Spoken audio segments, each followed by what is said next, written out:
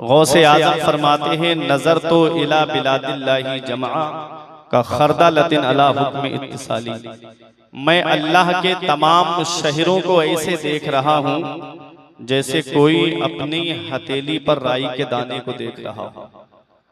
तो आपका यहाँ बैठना गौसे आजम की नजरों से पोशीदा नहीं है। गौसे आजम बगदाद से आपके यहाँ बैठने को देख रहे हैं। कौन यहाँ किस नियत से आया है वो भी मेरे गौस देख रहे हैं। किसके दिल में क्या तमन्ना है वो भी मेरे गौस देख रहे हैं। आला हजरत अजीमुल बरकत मुजद्दिदे दीनो मिल्लत इरशाद फरमाते हैं नमाज गौसिया के ताल्लुक से। ये उलमा तशरीफ फरमा है। अभी मैं तकरीर शुरू नहीं कर रहा हूँ, सिर्फ एक बात आपको बता रहा हूँ। नमाज गौसिया क्या है, जिसके पढ़ने का हुजूर गौसे आजम ने हुक्म दिया है। इबादत बदनिया हो चाहे इबादत मालिया हो, जो भी इबादत है वो अल्लाह के लिए की जाती है। लेकिन सवाब हम किसी के लिए भी बख्श सकते हैं, है ना। चाहे अपने अजीज मरहूम के लिए कर दें, चाहे अपने किसी वली के लिए ईसाले सवाब कर दें। अगर आप लोगों को इधर बैठने में दिक्कत होती हो तो सामने कुर्सियां खाली हैं, इधर आ जाइए, थोड़ी देर के लिए आ जाइएगा। कोई ज्यादा लंबी चौड़ी तकरीर नहीं होगी। गौसे आजम की सीरत बता के आपके सामने से रुखसत हो जाऊंगा। आला हजरत अजीमुल बरकत फरमाते हैं कि जो इस तरह नमाज पढ़े कि हर रकत में सूरह फातिहा के बाद 11 मरतबा कुल हुवल्लाह शरीफ पढ़े और जब सलाम फेरे दूसरी रकत पे तो हुजूर सल्लल्लाहु ताला अलैहि वसल्लम पर दुरूद व सलाम पढ़े। गौसे आजम फरमाते हैं फिर मेरे वसीले से दुआ करे। 11 कदम बगदाद की तरफ चले, जो बगदाद की समत है उसकी तरफ 11 कदम चले। फिर गौसे आजम फरमाते मेरे वसीले से दुआ करे तो जो भी जायज दुआ करेगा अल्लाह तबारक व तआला मेरे वसीले से उसकी दुआ को कबूल फरमाएगा। बेशक, सुभान अल्लाह, सुभान अल्लाह। आला हजरत फरमाते हैं हुस्ने नीयत हो खता फिर कभी करता ही नहीं। हुस्ने नीयत हो यानी अच्छी नीयत हो तो ये वजीफा ऐसा है कि हुस्ने नीयत हो खता फिर कभी करता ही नहीं। आजमाया है, आला हजरत कहते हैं मेरा आजमाया हुआ है, आजमाया है यगाना है दुगाना तेरा, आजमाया है यगाना है दुगाना तेरा। और वाह क्या मर्तबा गौस है बाला तेरा, ऊंचे ऊंचों के कदम से ऊंचे ऊंचों के सरों से कदम आला तेरा। फरमाते हैं ताजे फरके गुरफा किसके कदम को कहिए, सर जिसे बाज दे वो पाँव है किसका तेरा। सर भला क्या कोई जाने के है कैसा तेरा, औलिया मलते हैं आंखें वो है तलवा तेरा। इंसान के बदन में सबसे ऊंचा हिस्सा सर है और सबसे निचला हिस्सा पैर है और पैर के नीचे तलवा है। सबसे ऊंचा हिस्सा सर और सबसे नीचा हिस्सा तलवा। गौसे आजम का मकाम आप देखें, आला हजरत कहते हैं गौसे आजम के सर के मकाम को कोई क्या जानेगा। आपके तलवे की ये शान है कि औलिया मलते हैं आंखें वो है तलवा तेरा। और शुक्र के जोश में जो है वो तुझे क्या जाने, खिज्र के होश से पूछे कोई रुतबा तेरा। जिस नबी की अजमत व शान को बयान करते हुए मेरा इमाम फरमाता है सरवर कहूँ के मालिको मौला कहूँ तुझे, बागे खलील का गुले ज़ेबा कहूँ तुझे, तेरे तो वस्फ ऐबे तनाही से है भरी, हैरा हूँ मेरे शाह मैं क्या क्या कहूँ तुझे।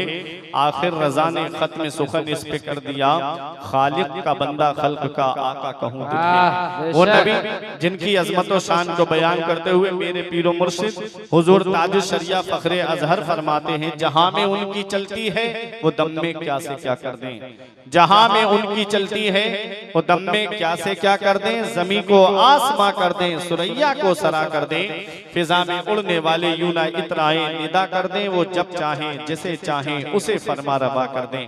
तमाम लोग मोहब्बत व अकीदत के साथ नबी की बारगाह में दुरूद पाक पढ़ें। पढ़िए अल्लाहुम्मा सल्ली अला सय्यिदिना व मौलाना मुहम्मदिन व बारिक वसल्लिम सलातुन व सलामन अलैका या रसूल अल्लाह सल्लल्लाहु तआला अलैहि वसल्लम। उलमा की तवज्जो, मैंने कुरान की एक आयत करीमा तिलावत करने का शरफ हासिल किया। परवरदिगार कुरान मजीद में इरशाद फरमाता है, व अम्मा मा यनफ़उन नास फयमकुसु फिल अर्द, जो लोगों को नफा पहुंचाता है, जो लोगों को फायदा पहुंचाता है, फयमकुसु फिल अर्द, वो जमीन में ठहरा रहता है, वो जमीन में बाकी रहता है, वो जमीन में ठहरा रहता है। जो लोगों को नफा पहुंचाए, जो लोगों को फायदा पहुंचाए। आज अगर प्रधान जी किसी का मकान बनवा दे, चाहे वो योजना के तहत कमरा आया हो, और उस गरीब का अगर मकान बन जाए तो वो चौराहे पे खड़े होके कहता है कि बारिश होती थी तो मेरे घर में बारिश का पानी आता था। ये प्रधान जी की मोहब्बत है कि उन्होंने मेरा एक रूम बनवा दिया।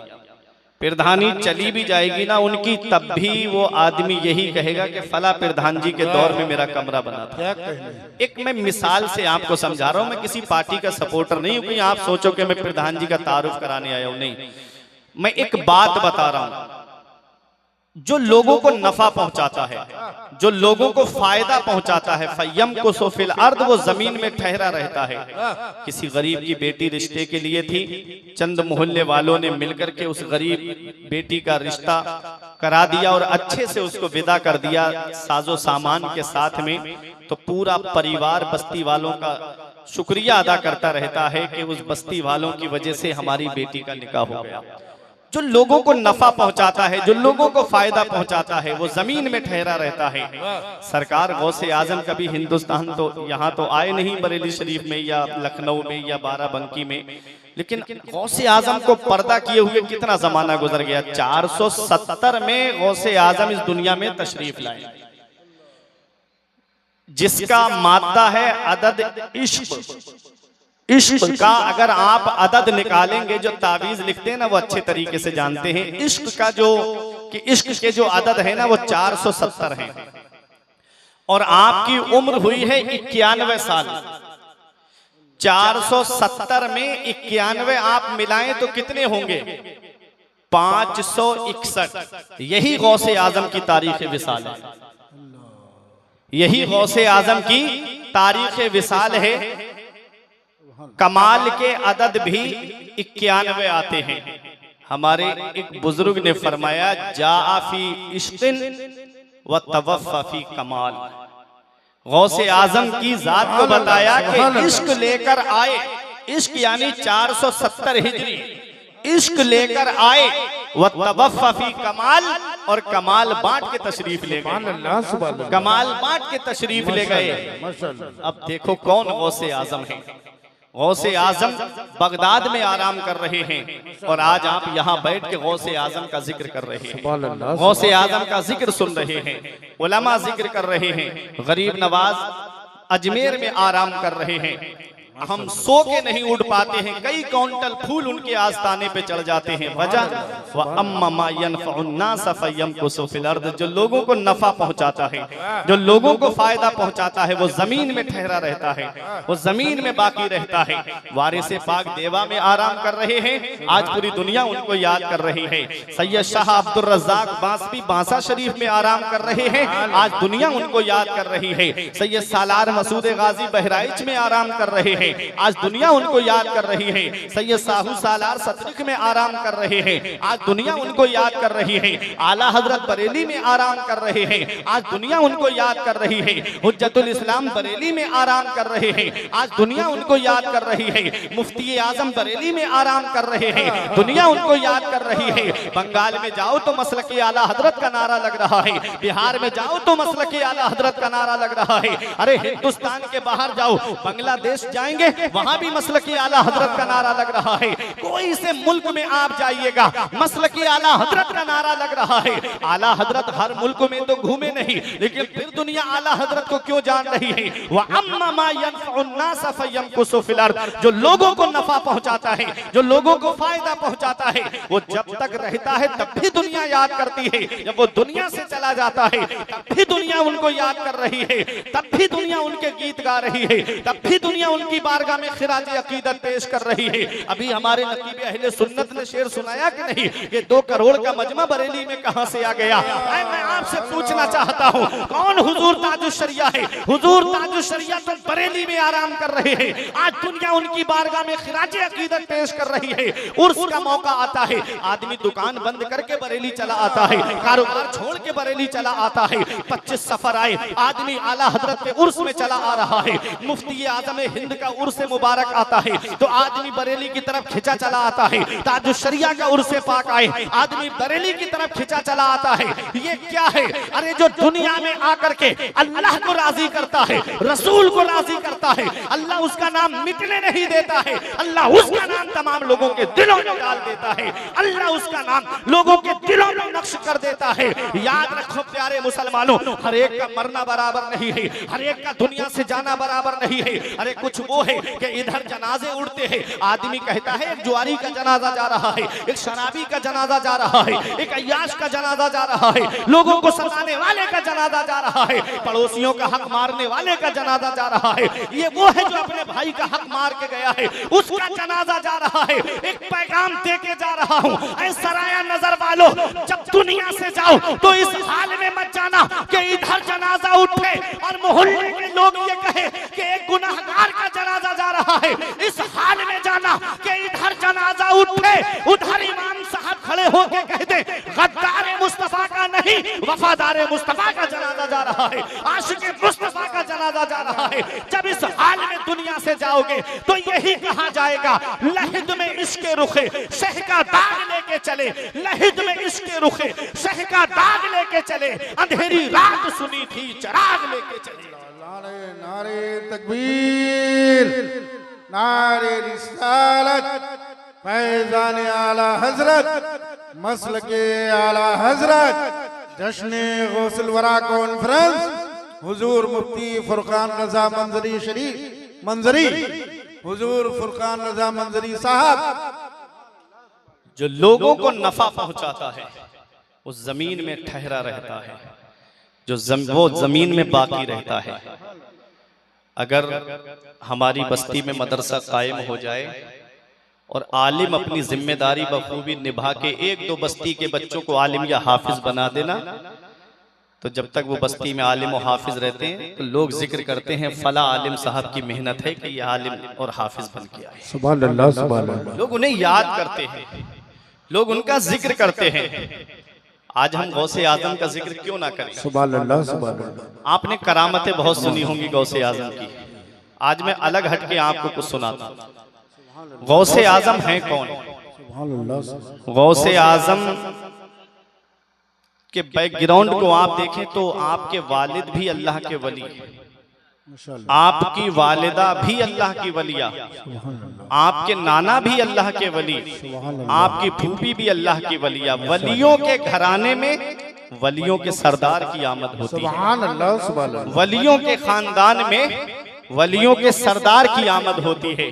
गौसे आजम जब दुनिया में तशरीफ लाए तो सरकार गौसे आजम की उम्र शरीफ जब 4 साल की होती है ना, तो जब पहली बार मदरसा भेजा आपको तो उस्ताद ने सोचा कि इसको तो शुरू से ही पढ़ाना पड़ेगा। गौसे आजम से कहा अब्दुल कादिर पढ़ो बेटा बिस्मिल्लाहिर्रहमानिर्रहीम। आपने औज़ बिल्लाह को पढ़ा, बिस्मिल्लाह शरीफ को पढ़ा, पहला पारा, दूसरा पारा, तीसरा पारा, चौथा, पांचवा, छठा, सातवां, बर रिवायतें मुख्तलिफ 17 या 18 पारे गौसे आजम ने अपने उस्ताद को सुना दिए 4 साल की उम्र में। अल्लाह, सुभान अल्लाह, माशाअल्लाह, माशाअल्लाह। उस्ताद की आंखों में आंसू आ गए, मरहबा, खुशी के आंसू। कहा ऐसे बच्चे भी हैं कस्बा जीलान में।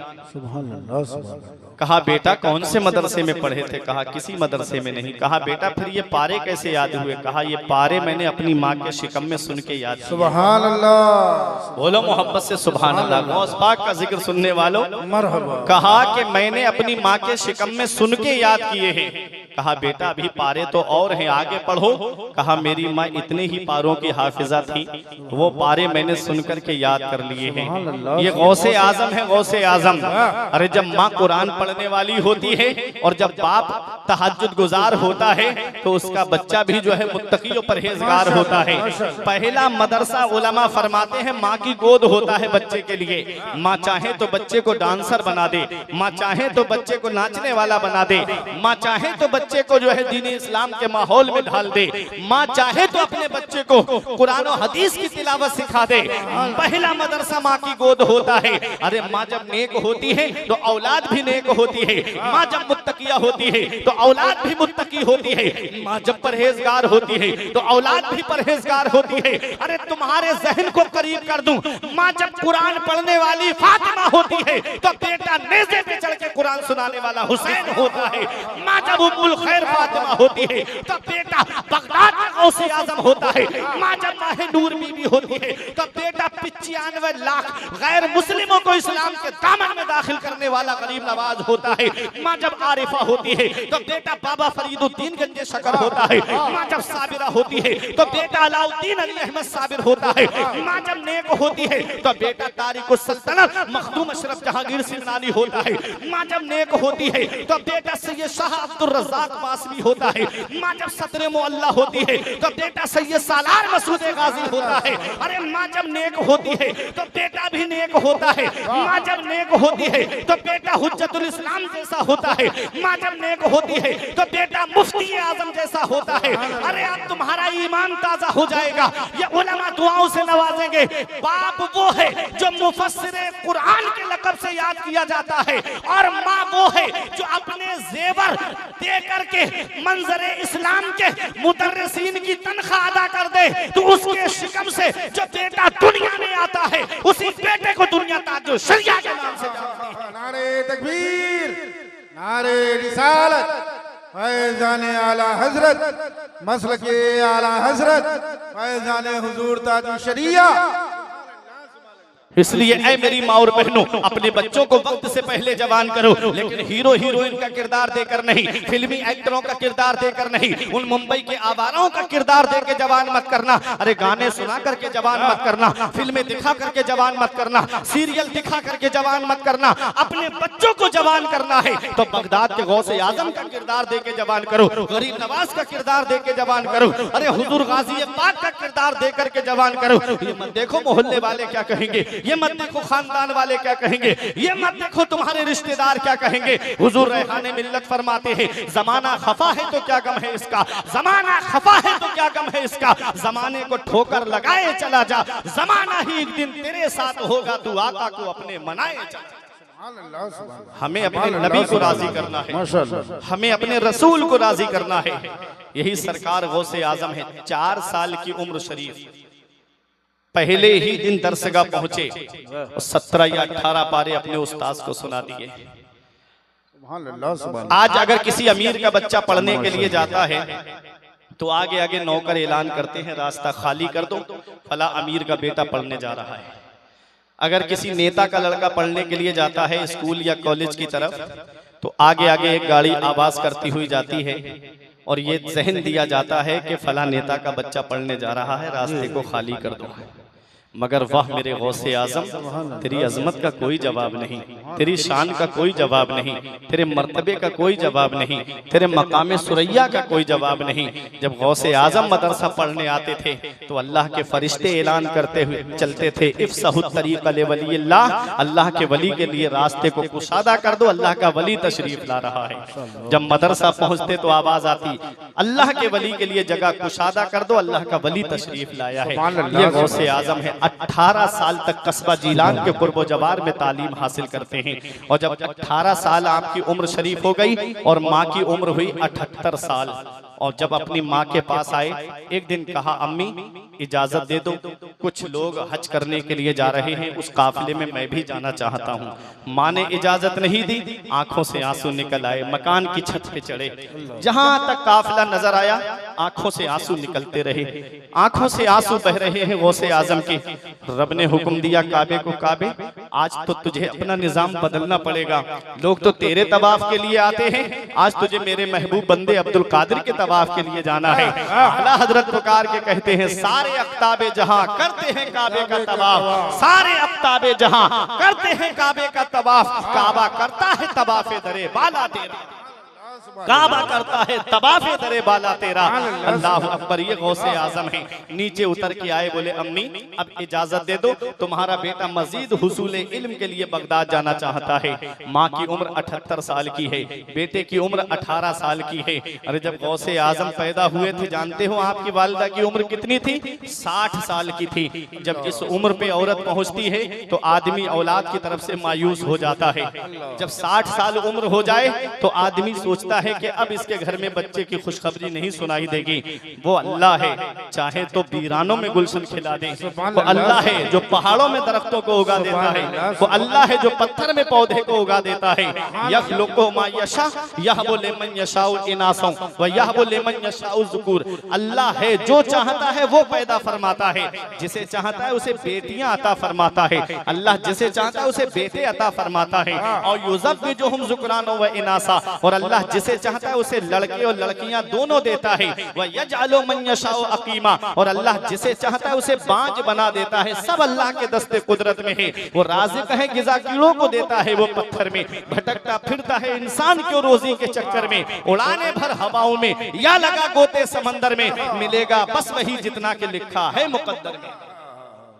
गौसे आजम की वालिदा की उम्र 78 साल, गौसे आजम की उम्र 18 साल। अल्लाह अकबर। अम्मी से कहते हैं अम्मी इजाजत दे दो, तुम्हारा बेटा बगदाद तालीम हासिल करने जाना चाहता है।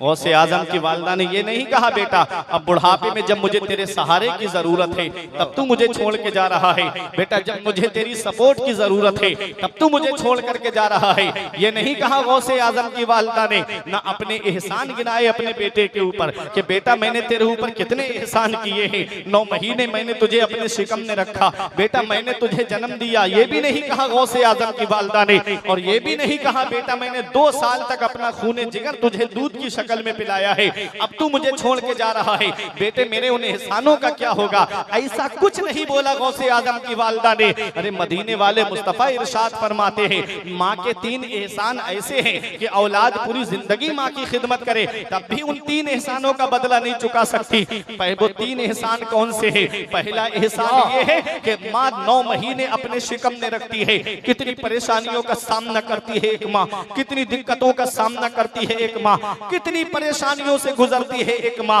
ये तो वही जानते हैं जिनके घरों में विलादत हुई है। याद रखो आज अगर 2 किलो का पत्थर हमारे पेट पर बांध दिया जाए हमारी जिंदगी दुश्वार हो जाती है। हजरत उमर फारूक आजम के पास में एक बूढ़ी औरत आई रोती हुई, कहती है हुजूर मेरा बेटा मुझे बहुत सताता है, मेरा बेटा मुझे बहुत परेशान करता है। उमर फारूक आजम ने उसके बेटे को बुलाया और बुलाने के बाद में 2-2.5 किलो के करीब वजनी पत्थर उसके पेट पर बांध दिया और कहा कि खबरदार अगर ये पत्थर तेरे पेट से हट गया तो तुझे सख्त सजा दूंगा। वो घर पर गया, खाना खाना दुश्वार हो जाए, पत्थर बंधा हुआ है, लेटे तो सांस दबने लगे। माँ के पास आके कहता है अम्मी मैं तेरे हाथ जोड़ता हूँ मुझे माफ कर दे, ये पत्थर मेरे पेट से हटवा दे, तू चल अमीरुल मोमिनीन के पास में और ये उनसे कह के ये पत्थर मेरे पेट से हटा दें। माँ लेकर के आई। माँ तो माँ होती है ना, औलाद कितना भी जुल्म करे अपने माँ बाप के ऊपर लेकिन माँ बाप औलाद को माफ कर देते हैं। आई माँ रोती हुई कहती है हुजूर मुझसे मेरे बेटे की परेशानी देखी नहीं जाती, इससे इस परेशानी को दूर कर दीजिए। उमर फारूक आजम ने पत्थर तो हटा दिया, उसके बाद कहा तू 2-2.5 किलो का पत्थर लेकर के एक रात एक दिन नहीं गुजार पाया, कभी सोचा तूने तेरी माँ ने 9 महीने तेरा बोझ कैसे उठाया होगा, तेरी माँ ने 9 महीने तुझे अपने शिकम में कैसे रखा होगा, कितनी परेशानियां उठाई होंगी एक माँ ने, कितनी दिक्कतें उठाई होंगी एक माँ ने। अरे तुम कभी सोचो और अपने बचपन पे गौर कर लिया करो। यही माँ है जिसका आज तुम्हें बोलना अच्छा नहीं लग रहा है, यही वालिद है जिनकी आज हंसी तुम्हें अच्छी नहीं लग रही है, यही बूढ़े माँ बाप है आज जिनके तुमको बातें करना अच्छा नहीं लगता। एक दिन आएगा कि जिस दिन इनकी चारपाई घर से उड़ जाएगी, उस दिन तुम्हें एहसास होगा कि तुम कितनी बड़ी दौलत से महरूम हो गए। उस दिन पता चलेगा कितनी बड़ी नेमत से महरूम हो गए। याद रखना प्यारे मुसलमानों, और अपने नौजवानों को एक पैगाम दे करके जाना चाहता हूँ। देखो, माँ के 3 एहसान ऐसे है कि औलाद पूरी जिंदगी माँ की खिदमत करे तब भी उन एहसानों का बदला नहीं चुका सकती। पहला एहसान के वो 9 महीने अपने शिकम में रखती है। कितनी परेशानियां उठाती है एक माँ। कभी पैरों में दर्द होता है, कभी कमर में दर्द होता है, कभी बीपी तेज हो जाता है, कभी बीपी लो, कभी पानी की कमी। कितनी परेशानियां उठाती है एक माँ। अल्लाह अकबर। और दूसरा एहसान माँ का ये है कि वो अपनी औलाद को जन्म देती है। बाज औरतों का बच्चे की पैदाइश के वक्त इंतकाल हो जाता है। अल्लाह अकबर। माँ इतनी परेशानियां उठाती है, इतनी दिक्कतें उठाती है। और जब बेटे को बराबर में ला के लेटाया जाता है ना, उसके जब बेटे को जिंदा देखती है, जब बेटे को सलामत देखती है, तो खुश हो जाती है कि सारी तकलीफें भूल जाती है, सारी परेशानियां भूल जाती है। ऑपरेशन हुआ है लेकिन वो भी तकलीफ को भूल गई। बेटा सलामत है तो मुझे कोई तकलीफ नहीं, मेरा लाल सलामत है तो मुझे कोई परेशानी नहीं। वही बेटा जवान हुआ, माँ का बिस्तर घर से बाहर। वही औलाद जवान हुई, बाप का बिस्तर घर से बाहर। अपने माँ बाप ने के ऊपर देखा करो, वालिद के चेहरे की सिलवटें देख लिया करो, वालिद के हाथ की लकीरें देख लिया करो, अपने वालिद के ये कमजोर रगों को देख लिया करो। ये नादान, तुझे क्या पता यही तेरा बूढ़ा बाप है आज जिसका बोलना तुझे अच्छा नहीं लगता। कितनी परेशानियां उठा के एक बाप अपनी औलाद की परवरिश करता है, कितनी परेशानियां उठाता है। अरे जब औलाद नहीं थी तो आलिमों के घरों के चक्कर लगाए थे। हजरत दुआ कर दो मेरे घर में कोई चिराग जलाने वाला आ जाए। कोई पीर को ऐसा नहीं छोड़ा जिसके पास जाके ये दुआ नहीं कराई कि हजरत दुआ कर दो मेरे घर में अल्लाह एक बेटा अता फरमा दे। कोई तो मेरे घर में चिराग जलाने वाला हो। पैरों की जूतियां घिस गई तुम्हारे वालिद की दुआ कराते कराते। तब कहीं जाकर के ये गुलशन में फूल खिला था। आज वही फूल जवान हुआ तो माँ बाप का बिस्तर घर से बाहर। आज वही बेटा जवान हुआ तो माँ बाप का बिस्तर घर से बाहर। हमारे कमरे में एसी चले, हमारे कमरे में कूलर चले, माँ बाप पुराने कमरे में लेट करके तीनों झोपड़ियों में रह करके अपनी जिंदगी के शबो रोज गुजारे। हमारे बच्चे शॉपिंग मॉल से कपड़े खरीदे, हमारे माँ बाप पुराने कपड़े पहन करके अल्लाह का शुक्र अदा करें। ईद के मौके पे हमारे बच्चे सेवई खाएं, हमारे माँ बाप हमारे बच्चों का चेहरा देखे। बकरा ईद के मौके पर हमारे बच्चे गोश्त खाएं, हमारे माँ बाप हमारे बच्चों का चेहरा देखे। क्या इस दिन के लिए माँ बाप औलाद को जवान करते हैं? क्या इस दिन के लिए माँ बाप औलाद को पालते हैं? हम कौन सा मुंह लेंगे अपने आका की बारगाह में जाएंगे? हम कौन सा चेहरा लेकर अपने आका की बारगाह में जाएंगे? कयामत में नबी ने हमसे पूछ लिया, बुढ़ापे में माँ बाप की दौलत मिली थी, क्या सलूक करके आए हो? क्या कहोगे उनका बिस्तर घर से बाहर करके आए? क्या कहोगे उन्हें तीनों झोपड़ियों में रहने के लिए मजबूर करके आए? हमने देखा है एक माँ बाप 5-6 औलाद को पाल लेते हैं और 5-6 औलाद से एक माँ बाप नहीं पलते हैं। बुढ़ापे में उनका बंटवारा होता है, बुढ़ापे में उनका बंटवारा कर दिया जाता है। वालिद 1 महीना मेरे घर खाएंगे, माँ 1 महीना तेरे घर पे खाएगी। अल्लाह अकबर। किस्मत वाला है वो बेटा जिसके हिस्से में माँ बाप आते हैं, नसीब वाला है वो बेटा जिसके हिस्से में माँ बाप आते हैं। अरे किस्मत पे वो फख्र करे जिसके हिस्से में माँ बाप आते हैं। किसी को घर मिला हिस्से में या कोई दुका आई, किसी को घर मिला हिस्से में या कोई दुका आई। मैं घर में सबसे छोटा था, मेरे हिस्से में माँ आई। अल्लाह अल्लाह। नारे तकबीर, नारे रिसालत, फैज़ान आला हजरत, अज़मत वालिदैन।